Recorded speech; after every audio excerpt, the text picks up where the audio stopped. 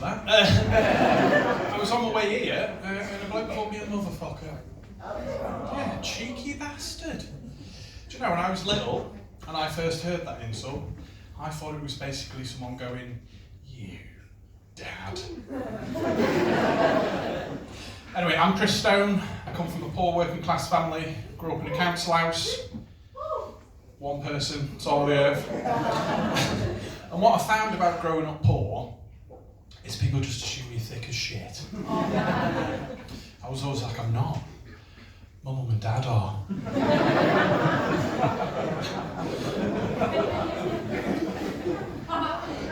They're on another level, trust me. They had a gas leak in their house. This is honestly true. Their solution to it? Just put a little air freshener next to it. I say air freshener, it was a scented candle. As the inheritance gone. But despite my humble upbringings, I did manage once to date a woman who was very middle class. What a clash of worlds that was. She ate things that were reared better than I was. She would always buy these fancy ingredients. One day she bought these really expensive eggs. I was reading the box and it said raised with love and care. I thought I'd have fucking killed for that kind of upbringing. And then I realised I'm stood in my kitchen, jealous of a chicken. And she used to watch loads of cooking shows.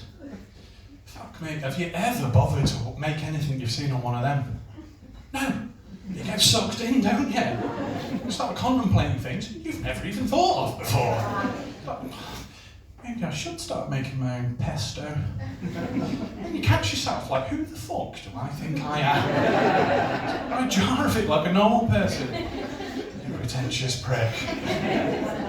But it did lead me to discover the celebrity chef I hate the most. I can see you're all trying to guess. It's Jamie Oliver.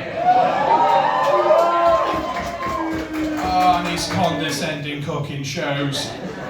He's there in his mansion with his free-range organic kids. And you can just feel the smug little twat coming at you through the telly like, you see that? Do you know what that is? No, of course you don't. It's an aubergine. Probably don't sell those in farm foods. Whatever trough your food comes in. Peasant. At least that's the vibe I get from him. I don't think it's a surprise to anybody that that relationship didn't work out. To me and a mate, we've decided to sort our lives out. We've got personal trainers now. Yeah? I don't mean we're no longer sharing shoes. Like exercising. I had my first PT session and she bowls up like, what do you want to work on yet? What do you want to get out of this? I said, what do I have to do to look better naked? I mean, let's be honest, that's the only reason anybody exercises.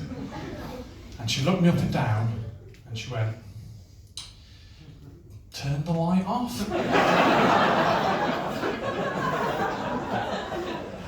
She's such a flirt, honestly. But I think it might be paying off. Because I had a woman coming over to mine recently.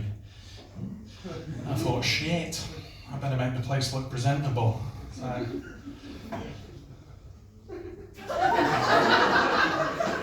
you know when someone finds a punchline that you didn't think was there, but this guy was like, fucking hilarious, that bit. So I'm tidying up, I'm washing the plants, I'm hoovering the oven.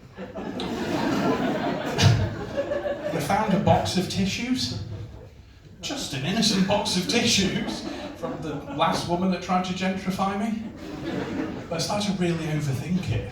I was like, wherever I put these, she's going to think I wank. So if I put them in the bedroom, she'll think I do it in there. If I put them in the lounge, she'll think that's the masturbation station. put them in the kitchen, she'll think I'm a fucking deviant. Because there's an unwritten rule, isn't there? You can have sex in a kitchen. You can't masturbate.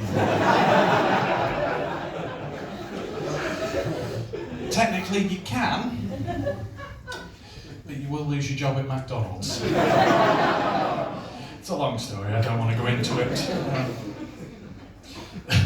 Anyway, she comes over. We're getting on like a house on fire. I'm eating her out. I'm a quick mover. I'm eating her out. And all of a sudden, she just started squirting in my face. Yeah, talk about taking the piss. Took it full in the face. And it went on for ages. I was like, fuck, now she's trying to waterboard me. And then I realised, I was like, hold on, she didn't warn me that might happen. And she didn't seem surprised when it did. It's like she did that on purpose. She's giving me the old feminist facial. Luckily, stashed the tissues under the bed, haven't I? Eh? So I pop up looking like I'd just finished a fancy meal. Delicious. Anyway, I think that's my time. Always leave them wanting more. Do you want more? Yeah! It's never happened before. Anyway, so she's a nice enough woman. She starts returning the favour. I thought, right. Piss. Piss. Whoa! I don't know if you've ever farted during a blowjob, gents, or ladies, you've been there when it's happened, but the mood changes like that.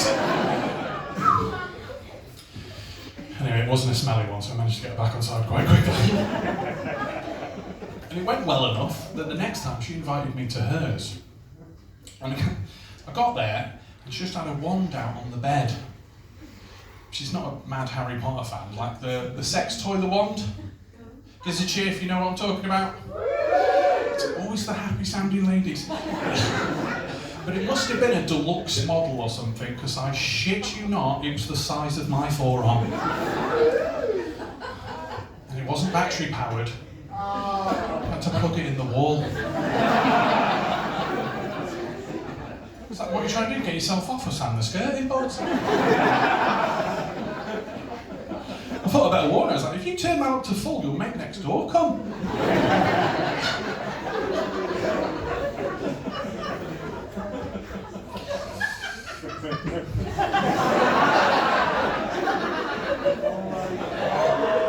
Yours just accidentally turned off, isn't it?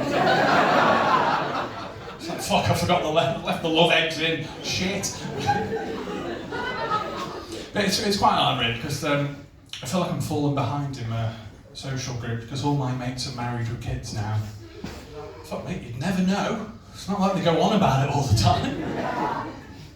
I was speaking to a mate the other day. I said, how's the family, how's the kids? You know, feigning an interest. He went, my son, he's 9 now. He's such a handsome boy. He's like a young Brad Pitt. And then he showed me a photo of him. But what response am I supposed to give to that?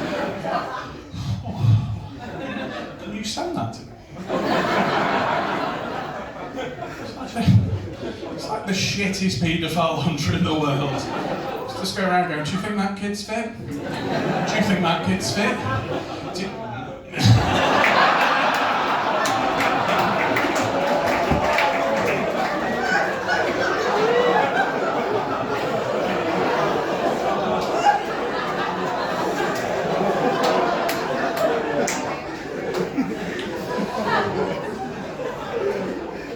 This isn't even a comedy show.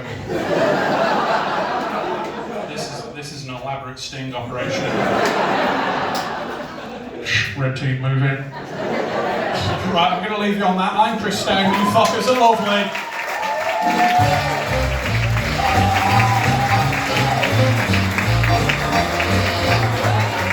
One more time, Chris Stone.